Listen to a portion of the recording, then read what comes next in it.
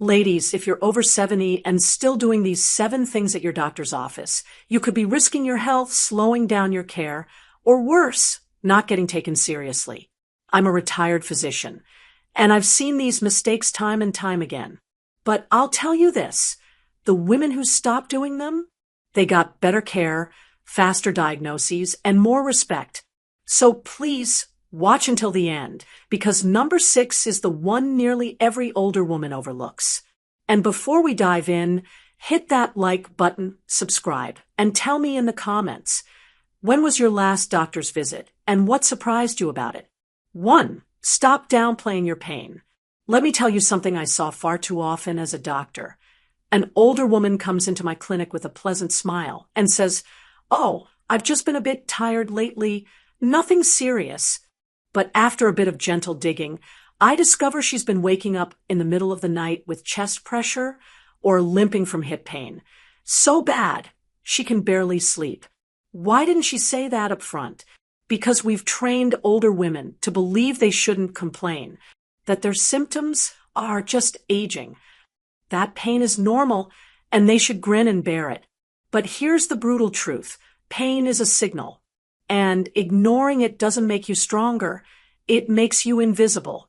Pain, discomfort, fatigue, and strange sensations in your body are all critical information that your doctor needs to make an accurate diagnosis. We don't have X-ray vision. We rely on what you tell us. And if you've lived your life being the tough one, the caregiver, the one who never wants to cause trouble, then you may not even realize you're minimizing how bad things really are.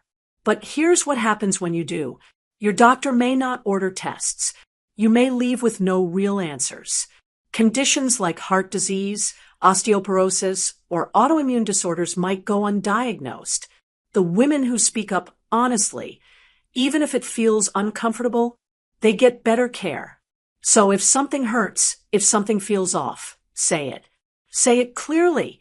Say it like it matters, because it does. 2. Stop letting your doctor rush you. We're all aware that doctors today are under pressure, short appointment slots, back-to-back patients, and mounting admin work. But that does not mean you should let yourself be rushed through your care like you're on an assembly line. Here's what I saw as a physician. A woman sits down, nervous. The doctor seems hurried. She decides to just ask one quick thing. The appointment ends. She walks out still confused, still in pain, still unsure if she was even heard. And when I'd ask women why they didn't speak up, the answer was almost always the same. "Oh, I didn't want to be a burden. I know you're busy. Let me be clear, this is your time. You are not stealing minutes. You are not taking more than your share. You are entitled to clarity, to answers, and to a doctor who listens.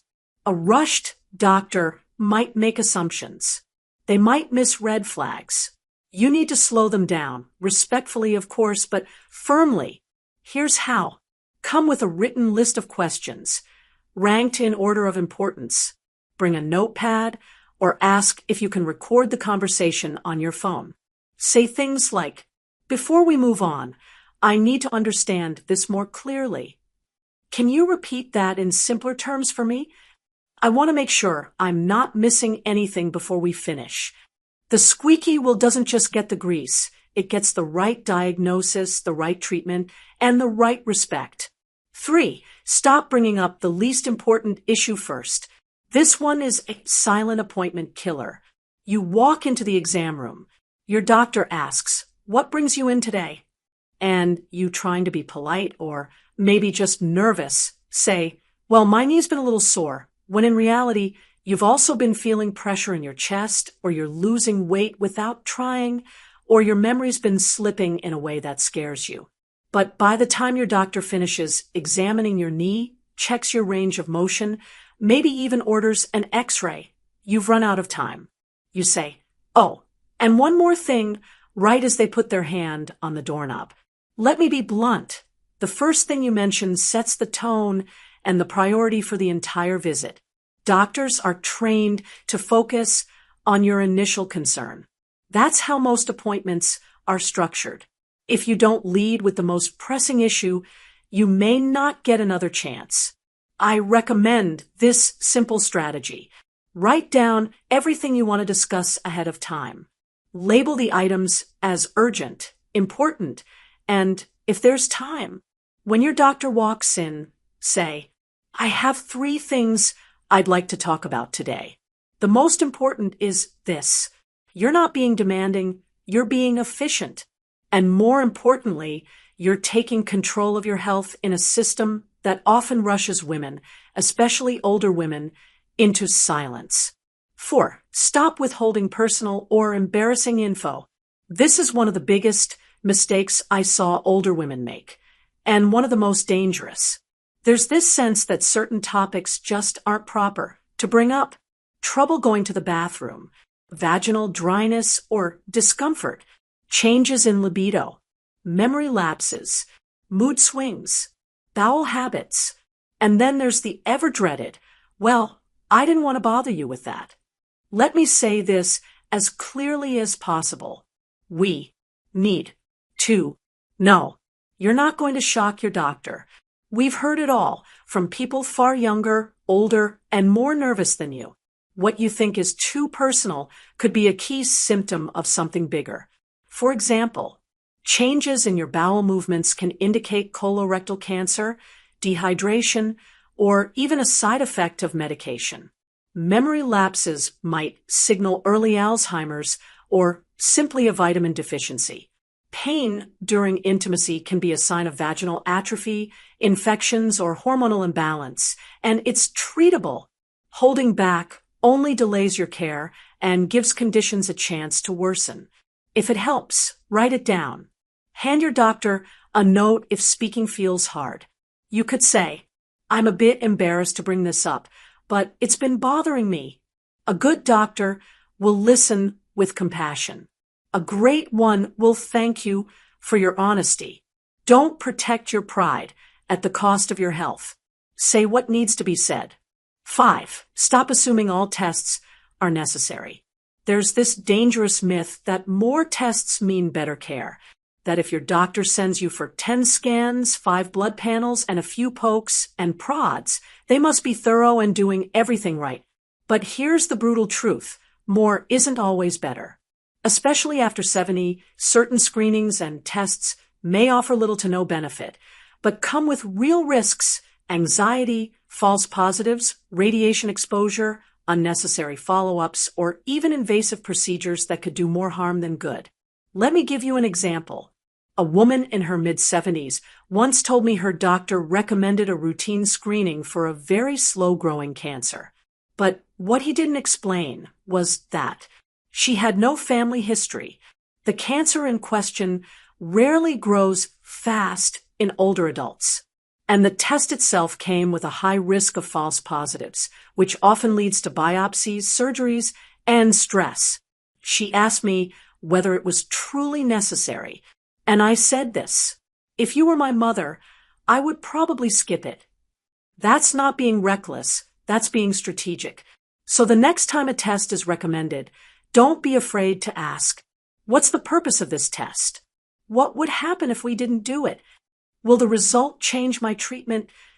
And the most powerful question of all, would you recommend this if I were your mother or sister?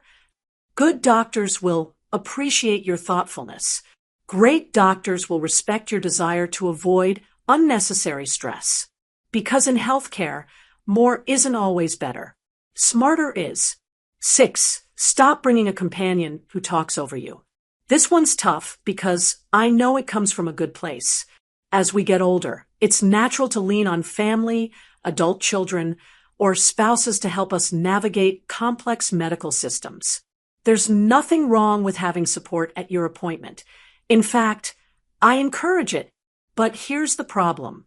Sometimes the person you bring ends up doing all the talking. I can't count how many times I've seen this happen. A daughter steps in to explain what's going on before her mother even opens her mouth. A husband answers every question, even when the doctor is clearly speaking to his wife. A friend interrupts with, "Tell her about the time you fell," while the patient sits quietly. It might seem helpful, But what it really does is silence you. It makes your doctor turn their attention to the wrong person. It creates confusion about who's experiencing the symptoms. And even worse, it can lead to misdiagnosis. You have every right to bring someone, but set ground rules first. Before the appointment, say, I want your help listening and taking notes, but let me speak first. If I forget something, you can remind me after. It's a simple boundary, but it's powerful. You need to be the main voice in the room, because no one knows your body, your symptoms, or your gut instincts better than you. Support doesn't mean surrendering your voice. It means standing beside someone, not speaking for them. 7. Stop forgetting to follow up. One of the biggest silent mistakes I saw in my practice was women leaving their appointments assuming, well, if I don't hear anything, everything must be fine. Let me be very clear. No news is not always good news. Medical systems are messy.